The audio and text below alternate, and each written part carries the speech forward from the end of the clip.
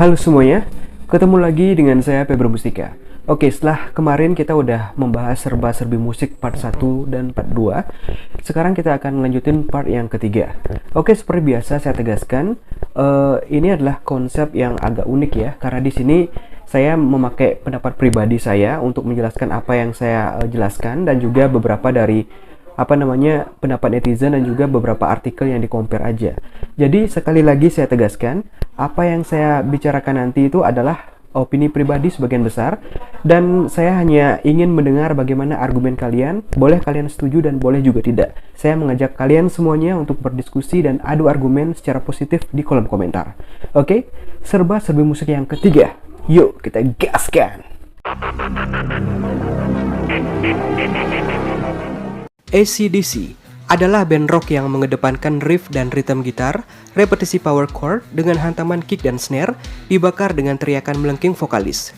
Di era analog dulu, live performance tidak bisa gampang dilihat videonya. AC/DC adalah salah satu band rock yang penampilannya keren, karena musiknya membakar semangat dan gitarisnya atraktif. Setelah puluhan tahun pun masih seperti itu. Era Bon Scott dan Brian Johnson, keduanya memiliki vokal yang unik dan sama-sama luar biasa. Album awal macam High Voltage, Power Age, Dirty Deeds, dan Dirt Cheap, hingga Let There Be Rock sangat disukai sebagai bagian klasik dari AC/DC. Vokal Scott yang tinggi dan kuat dihias bersama duo gitaris Angus Young dan Malcolm Young, hingga permainan drum Phil Rudd yang tegas. Kemudian tentu saja, album Back in Black menjadi salah satu album favorit banyak orang. AC/DC menjadi band yang lebih hard rock dan bahkan hampir terbilang metal. Semua berkat suara khas dari Johnson yang sulit dideskripsikan. Lalu, mana yang terbaik?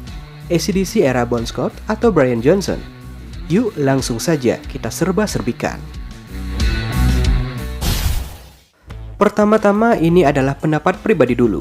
Sebagai orang yang tak terlalu ngikutin musik AC/DC dan tidak tahu banyak lagu-lagunya, tetapi jika harus memilih antara Bon Scott dan Brian, pilihan saya adalah Bon Scott.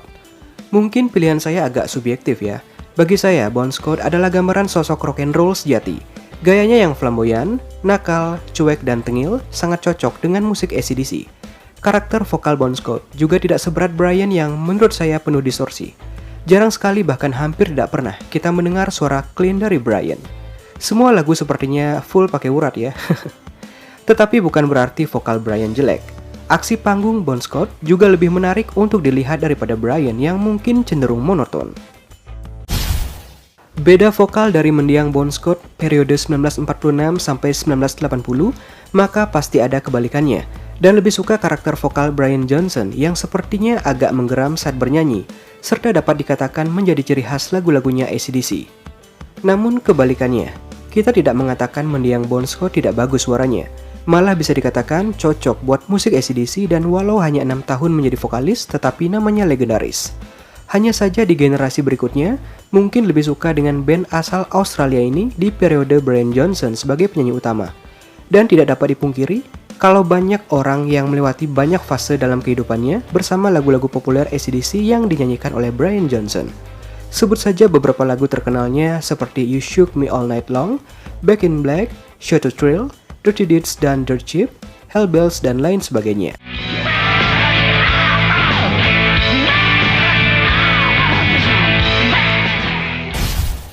Namun tak pelak, banyak juga yang suka beberapa lagu AC/DC saat bersama mendiang Bon Scott, seperti Highway to Hell, If You Want Blood You Got It, Let There Be Rock, dan juga Hulota Rossi.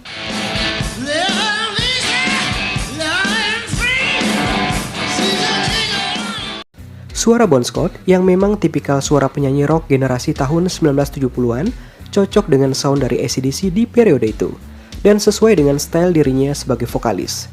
Hanya yang mengenalkan saya dengan suara Bon Scott itu adalah Brian Johnson.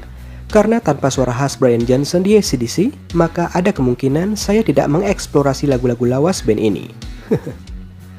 Ketika Brian Johnson bergabung pasca wafatnya Bon Scott, sebenarnya itu menjadi satu hal krusial bagi band AC/DC. Karena album terakhir bersama Bon Scott yaitu Highway to Hell sukses besar. Jadi pasti merupakan beban bagi Brian Johnson sebagai penerusnya. Apakah album AC/DC berikut dengan dirinya sebagai vokalis bisa mengulang kesuksesan album Highway to Hell? Dan hasilnya adalah satu album luar biasa, tiada lain adalah Back in Black di tahun 1980. Dan mari kita dengarkan suara Brian Johnson di dalam lagu klasik AC/DC berjudul Heat Seeker.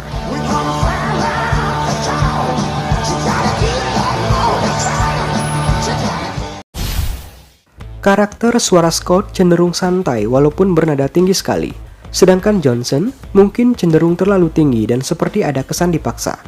Mungkin kalau penyanyi Indo sekelas Judika nyanyi lagu Highway to Hell, vokalnya yang tinggi saja akan tetap mengalami kesulitan membawakan lagu yang satu ini.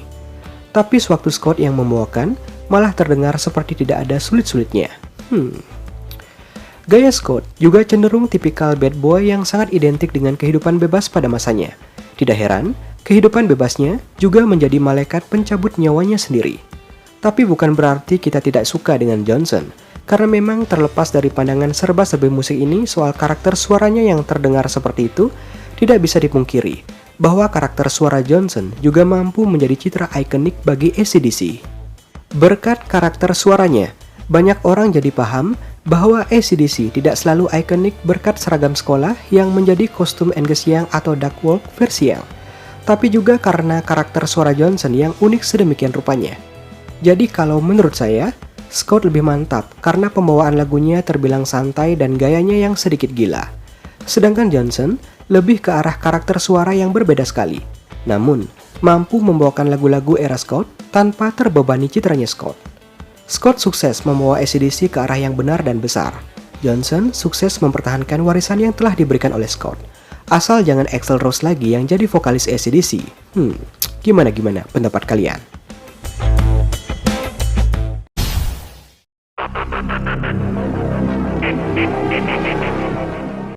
AC/DC, mereka hanyalah band rock and roll yang hebat dan mungkin yang terbaik yang pernah ada. Dan mungkin karena AC/DC sering membawakan unsur seperti itu. Walaupun sebenarnya bisa dibilang maklum dalam genre rock, bahkan gimmick satanisme hanyalah tidak lebih dari sekedar strategi pemasaran saja. Karena memang, pada tahun 1970-an dan 1980-an, mungkin semenjak citra gelapnya Black Sabbath, memang tidak jarang musik genre rock bersama metal disorot sebagai musik yang dianggap merusak generasi muda pada saat itu.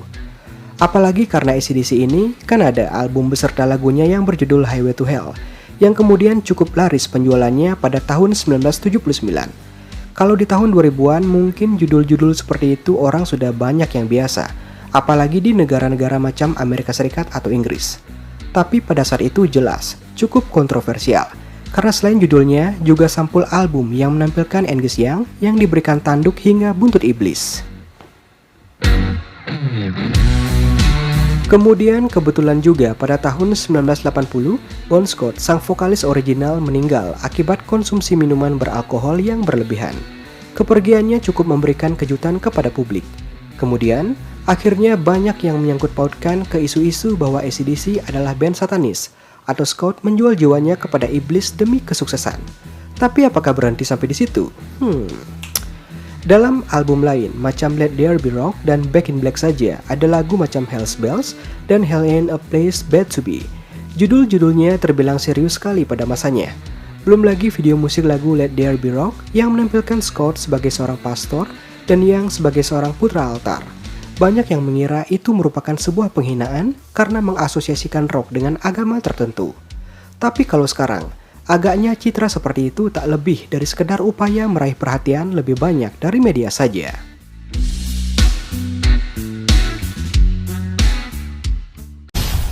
So, bagi kalian nih yang pertama kali mendengarkan lagu-lagu AC/DC di era Brian Johnson, pasti lebih terbiasa mendengarkan shrieking style-nya Brian Johnson, lebih greget. Sekali lagi, seperti kalimat-kalimat di awal tadi, bukan berarti Brian Johnson lebih bagus dan Bon Scott kurang bagus sebagai vokalis AC/DC. Hanya saja, kalau ada yang membahas AC/DC yang langsung terlintas di benak kita mungkin adalah vokalisnya Brian Johnson. Kita semua pasti paham bagaimana tipe vokal Brian Johnson yang unik, sulit menjelaskan bagaimana. Tapi pastinya sulit pula jika ingin dicoba untuk ditiru vokalnya. Itulah yang membuat AC/DC pasca Bon Scott tidak kalah populer dan bahkan tetap eksis. Karena vokal Johnson terbilang unik menjadi ciri khas band tersendiri.